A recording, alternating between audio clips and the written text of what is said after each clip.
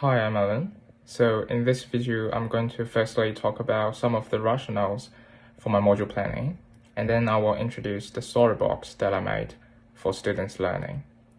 So for my module, I mainly focused on the language and literacy strands of the Australian curriculum by implementing teaching pedagogies like culturally responsive, play-based, and inquiry-based pedagogy.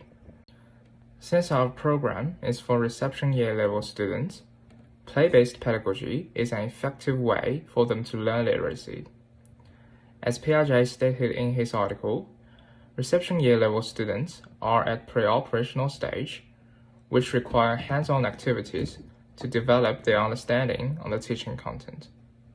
So therefore, I designed some activities in my sequences that require students to use different materials to create their own story world and characters, and also manipulate with magnetic letters to learn new words and phonics.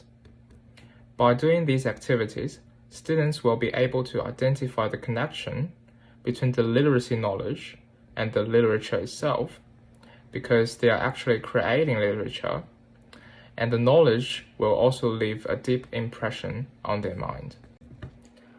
Culturally responsive pedagogy is another focus for my module. Since we have students from different cultural backgrounds in the class, it is important to include their culture in daily teaching. Therefore, I chose You and Me, Marawi as a textbook. It tells a story about young girl's day on the Murray River with her Aboriginal friend Marawi, which means elder sister. This book contains many Aboriginal elements and is suitable to deliver Aboriginal cultural message to students.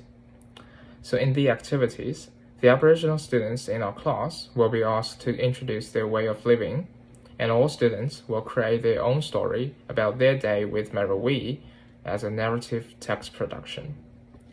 So students are provided with opportunities to talk about their culture, understand the importance of cultural diversity, and also practice to apply their culture to literary creation. Inquiry-based pedagogy is also implemented in the module. There are some drawing construction activities about the different structures of narrative and informative text. The teacher will throw out questions and navigate students to explore on how to write a story and information report with correct components. So instead of telling the answer directly, students need to follow teachers' instructions or questions and apply their problem-solving skills to gradually understand the language and structure used for different genres. It can also be helpful for students later on when they need to enhance their understanding on the text in disciplinary literacy level, since they are already able to create text that way. So for the second half of the video, I'm going to talk about the storybox that I made for my module. So as you can see, I used Lego because I think it's a great opportunity for students to do hands-on activity. Since they need to create a narrative text orally, this storybox that I built can be used as an example in the classroom and let students explore more possibilities on creating their own story. So this storybox also shows the setting for my module, that after the little boy Noah traveled to the ground by time machine, he landed near this river in the forest.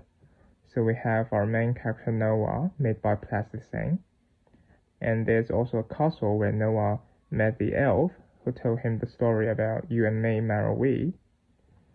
And also there are animals live by the river related to the story. We have a pelican, a bear, and a dog.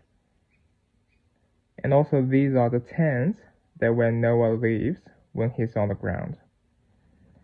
So students can easily understand the story background by looking at this story box, and all of the stuff is built around the river to suggest the most important element of the setting. So besides making students to develop their imagination, they can practice descriptive and comparative language by describing different objects in this storybox.